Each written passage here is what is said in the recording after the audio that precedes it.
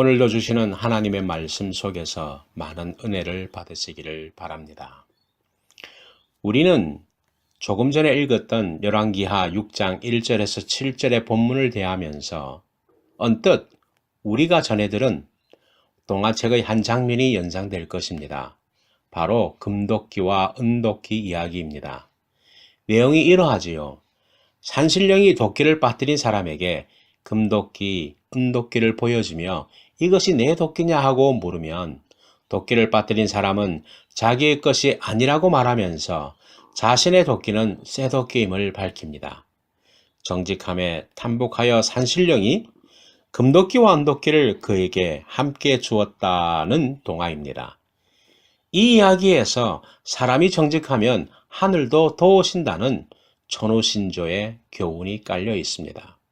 그러나 저는 오늘 이 말씀 속에서 천호신조의 이야기를 하려는 것이 아닙니다. 오늘 본문은 우리에게 무엇을 말씀하려는 것일까요? 사람은 살아가면서 위기라는 복병을 만나게 됩니다. 돈의 부족으로 가정에 위기가 옵니다. 건강의 상실로 개인과 가족에게 위기를 안겨다 줍니다. 사람의 관계 등등 많은 요소들이 위기를 안겨줍니다. 우리는 이런 위기로부터 헤어나오기 위해서 최선의 방법을 여기저기에서 찾습니다. 그런데 신앙생활을 하는 우리들에게도 위기가 찾아옵니다. 그 위기 중에 위기는 바로 영적인 위기입니다. 아마 영적인 위기에 빠져본 적이 한두 번 정도는 우리가 신앙생활을 하다 보면 가지고 있을 것입니다. 오늘은 본문을 통해서 영적인 위기를 만날 때 어떻게 해야 하는지를 생각해 보려고 합니다. 오늘의 본문을 다시 배경과 함께 설명을 드리겠습니다. 열왕기하 6장은 엘리야를 이어서 이스라엘의 선지자가 된 엘리사에 대한 활동을 기록하고 있습니다. 그렇다면 엘리야가 누구입니까? 성경 구약에 보시면 죽지 않고 하늘에 올라간 자가 두 사람이 기록되어 있습니다. 그분들은 에녹과 엘리야를 말합니다. 열왕기하 2장에 보시면 요단강가에서 엘리사와 엘리야가 대화하며 거닐 때 엘리야가 불말과 불마차를 타고 하늘에 오르는 모습을 엘리사가 목격하고 엘리야가 가진 영적 능력의 2배를 받은 인물이 바로 오늘 등장하는 엘리사입니다. 엘리야보다 갑절의 영의 능력을 가진 엘리사는 주전 800년경 하나님의 말씀을 가르치고 이스라엘 백성들을 훈육하기 위해 세운 선지학교가 크게 성장하자 선지자 생도들이 엘리사와 함께 요단에서 나무를 취해 기숙사를 넓히자고 했습니다. 엘리사가 그렇게 하라고 했는데 그때 한 생도가 선생님도 함께 갑시다 라고 해서 엘리사도 함께 가게 되었습니다. 그래서 요단강 근처 숲속에서 도끼로 나무를 베는데 그때 한 생도의 도끼가 자루에서 빠져 물에 떨어지게 되었습니다. 중요한 건축 도구가 없어진 것입니다. 그 생도에게는 위기가 찾아온 것입니다. 왜 이런 위기가 발생하였을까요? 우리는 여러 가지로 생각해 볼 수 있습니다. 본문 5절을 보시면 한 사람이 나무를 벨 때에 도끼가 자루에서 빠져 물에 떨어진지라 이에 외쳐 가로되 아하 내 주여 이는 빌려온 것이니이다 라고 기록되어 있습니다. 도끼 자루가 물에 빠뜨려졌다고 이야기되어집니다. 아마도 물에서 조금 떨어진 곳에서 작업을 했다면 그런 문제는 없었을지도 모릅니다. 그러나 제가 말씀드리는 것은 빌려온 것에 우리가 한번 생각해 보시기 바랍니다. 그 생도는 그 도끼가 빌려온 것이라고 말합니다. 여기서 도끼를 잃어버린 이유는 그 도끼가 빌려온 것이어서 손에 익숙하지 않았기 때문에 잃어버릴 수 있다는 것입니다. 아마 자기 것이라면 도끼가 도끼 자루에서 빠지는 일이 발생하기 전에 사전에 예방 조치를 할 수도 있을 것입니다. 그러나 빌려온 것이기 때문에 이 도끼의 상태를 잘 모르는 것입니다. 잘 빠지는 도끼인지 단단히 매어있는 도끼인지 모른다는 것입니다. 여기서 우리는 생각해 볼 것이 있습니다. 우리는 성공이나 어떤 것을 이루기 위해서 남이 이렇게 이루었다 하더라 하며 그냥 따라하는 것을 보게 됩니다. 종종 그 모방이 실패로 이어지는 것을 보게 됩니다. 마찬가지로 우리는 다른 사람이 어떤 방법으로 성공했다고 해서 무조건 그 방법을 따라할 필요는 없습니다. 내 손에 맞는 도구가 필요하고 내 형편에 맞는 방법이 필요하고 내 달란트, 즉 내 능력과 재능에 맞는 일이 필요한 것입니다. 신앙생활에서도 마찬가지입니다. 하나님께서 내게 주신 것을 소중히 여겨야 합니다. 내 교회를 소중히 여기고 내 달란트를 소중히 여기고 내 가정을 소중히 여기고 내 환경을 소중히 여겨야 합니다. 그 모든 것이 하나님께서 주신 것입니다. 내가 처한 고난도 하나님께서 뜻이 있어서 주신 것이고 내가 가진 약점도 하나님께서 뜻이 있어서 주신 것입니다. 그러므로 남의 것만 좋게 생각하지 말고 내게 있는 것을 좋게 생각하시기 바랍니다. 우리는 많이 배운 것을 자랑합니다. 자랑일 수 있습니다. 그러나 학력은 부족해도 하나님의 말씀을 깨닫고 순종하는 마음은 세상적인 배움보다 소중한 것입니다. 오늘날 외모를 중요하게 여깁니다. 그래서 외모 지상주의란 말도 나왔습니다. 성형이나 헬스를 통해서 자신을 가꿉니다. 좋습니다. 그러나 외모가 부족해도 기뻐하고 웃는 얼굴은 외모보다 소중한 것입니다. 세상은 재능과 능력을 많이 요구합니다. 그러나 재능과 능력에 앞서 기도하는 삶은 재능과 능력보다 소중한 것입니다. 기도가 모든 문을 열게 하는 만능 키입니다. 혹은 말 잘하는 것은 좋습니다. 그러나 남을 속이는 말보다 자기를 드러내는 말보다 그런 말보다는 진실한 마음, 사랑의 마음은 말보다 더 중요한 것입니다. 그러므로 우리는 현재의 형편과 처지에서도 얼마든지 행복하며 성공적인 인생을 살 수 있습니다. 성경의 많은 인물 중에서도 잘생긴 사람도 있고 그 중에는 못생긴 사람도 있습니다. 성경학자들에 의하면 인물을 연구한 성경학자들에 의하면 사도 바울은 키가 작고 머리도 일찍 빠졌고 결혼도 못했고 일설에 의하면 간질병과 백내장도 있었다고 합니다. 그러나 그는 모든 외적인 약점을 극복하고 가장 위대한 복음 전도자가 될 수 있었고 말재주가 없어서 오히려 당대의 설교자로 끝난 것이 아니라 글재주를 통해 성경 13권을 남기는 일을 해낼 수 있었습니다. 그러므로 내가 아무리 부족해 보여도 내게 있는 것만 가지고도 우리는 충분히 성공적인 삶을 만들어낼 수 있음을 믿고 용기를 가져야 합니다. 그렇다면 우리는 맞닥뜨리는 영적 위기의 상황에서 어떻게 해야 합니까? 우선은 현 상황에서 하나님과의 단절된 일이 없는가를 살펴야 합니다. 그리고 있다면 그것을 인정하고 주께 아뢰어야 합니다. 본문에 나오는 젊은 생도는 도끼날이 물에 빠졌다는 것을 인정했습니다. 다시 5절을 우리가 읽어보시겠습니다. 한 사람이 나무를 벨 때에 도끼가 자루에서 빠져 물에 떨어진지라 이에 외쳐 가로되 아하 내 주여 이는 빌려온 것이니이다 라고 말하고 있습니다. 여기에서 도끼는 기도의 능력을 의미합니다.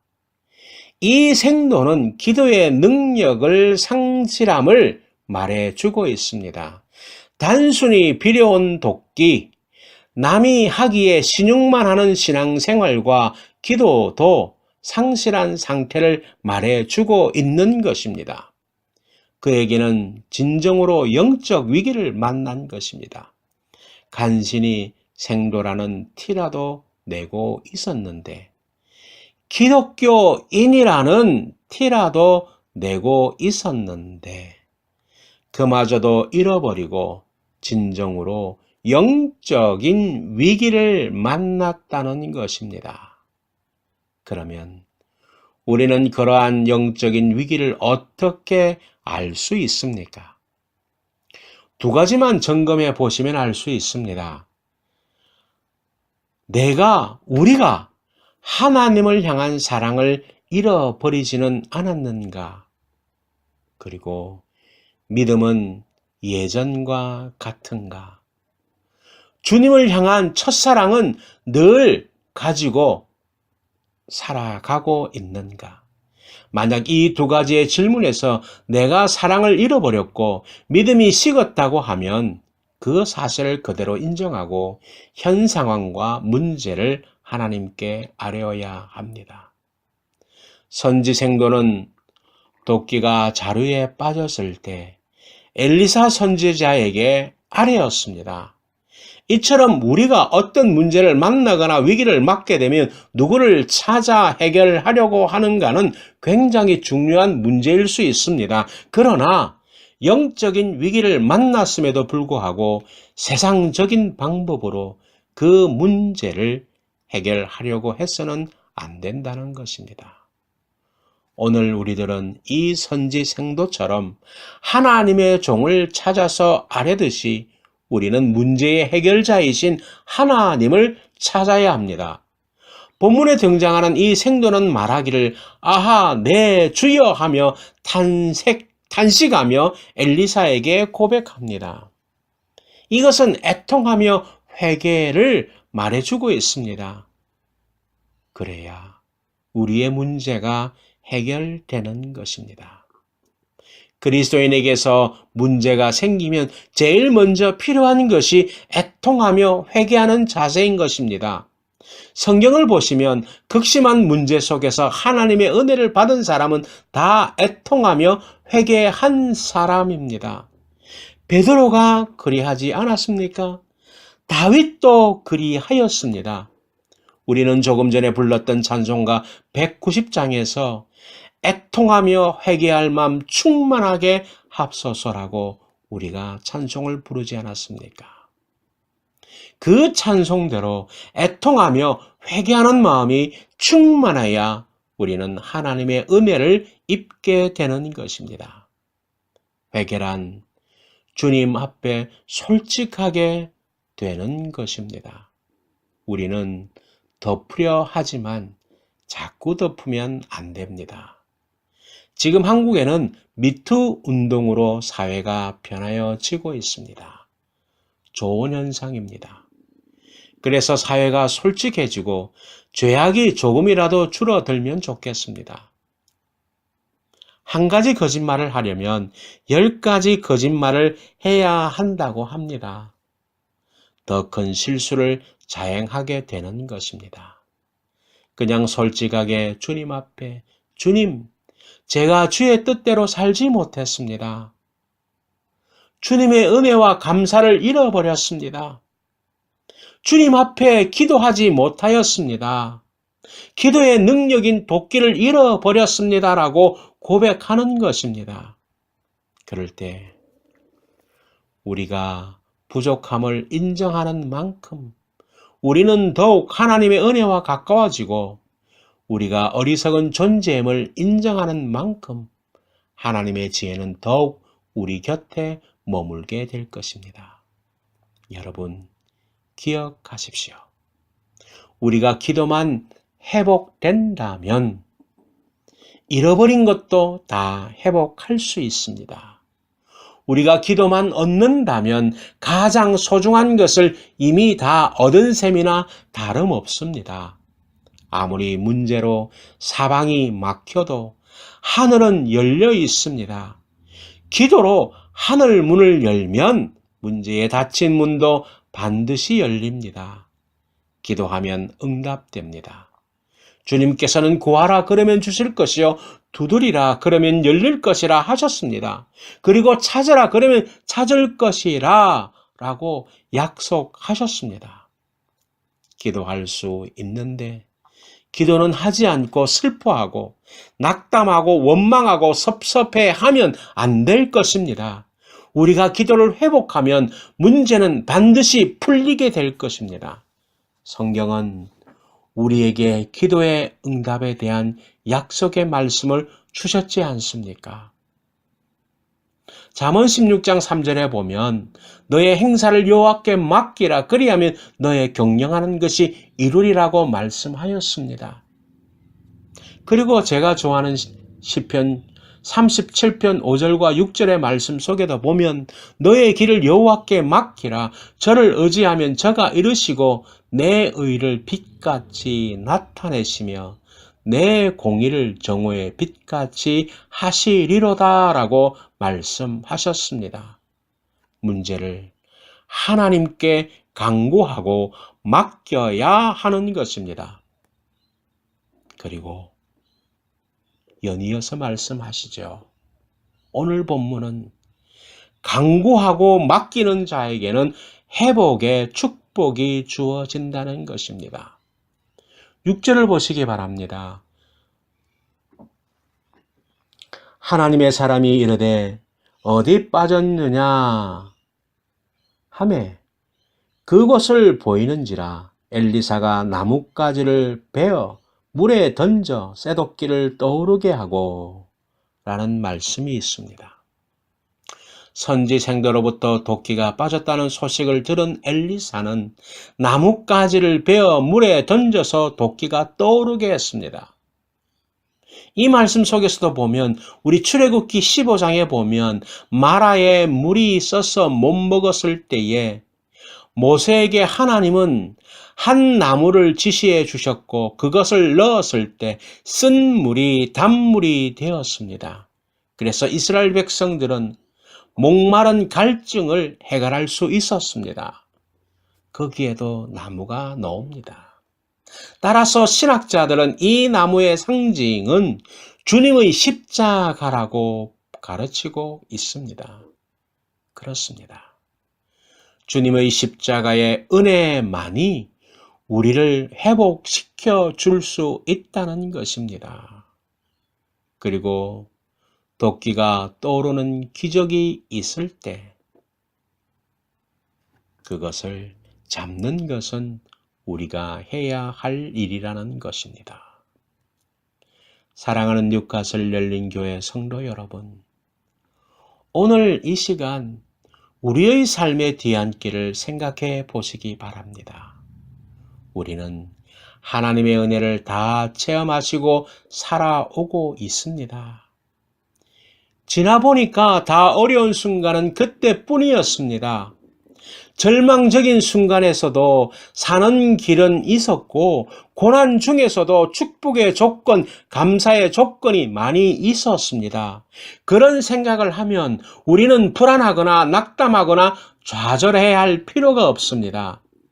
그러므로 지금 조금 힘든 일이 있고 문제가 있다 하더라도 그것으로 괴로워하지 마시기 바랍니다.